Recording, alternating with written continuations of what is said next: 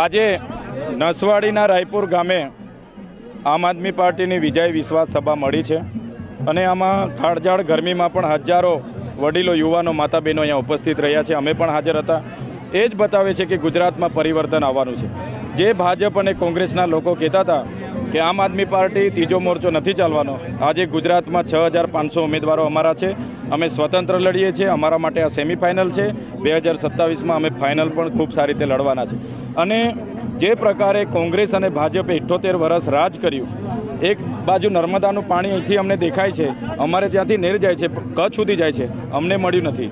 એક બાજુ આ વિસ્તારમાં રોડ ન હોવાના કારણે ઝોલીમાં મહિલાઓ મારી બહેનો મૃત્યુ પામે છે, બાળકો મૃત્યુ પામે, કુપોષણના બાળકો પીડાય છે. એની ગ્રાન્ટ ભાજપના લોકોના પેટમાં જાય છે, કોન્ટ્રાક્ટર એનજીઓના પેટમાં જાય છે.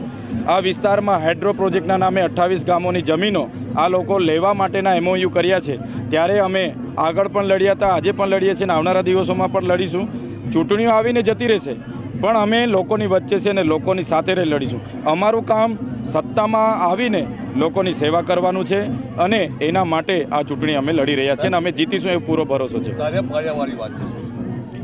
જો સરકાર આ જ પ્રકારે આદિવાસીઓની હાઇડ્રો પ્રોજેક્ટના નામે જમીનો લેવાની જો વાત કરશે તો ચોક્કસપણે અમારા ઘરોમાં રાખેલા ધારિયા, પાલિયા અને તીરકામઠા એ કોઈ અમે શણગાર માટે નથી રાખ્યા.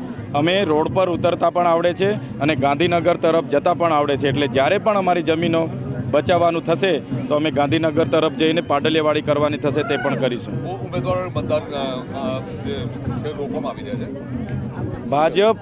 ભાજપ આજે લોકશાહી હનન કરવા તરફ જઈ રહેલું છે. લોકોને મળેલા અધિકારોને છીનવવાનો પ્રયાસ કરે છે. ભાજપના લોકો ઉમેદવારોને ડરાવે છે, ધમકાવે છે અને કિડનેપ કરીને લોભ લાલચ આપીને ફોર્મ ખેંચાવીને બિનહરીફ ચૂંટણીઓ કરે છે. ત્યારે એમને કહેવા માગીએ, અમારે બિનહરીફ કરવી હોય તો ભાજપના લોકોને અમે પણ ગાયબ કરી દઈએ, હોદેલા ના મળીએ, પણ અમે લોકોનો અધિકાર છીનવવા નથી માગતા.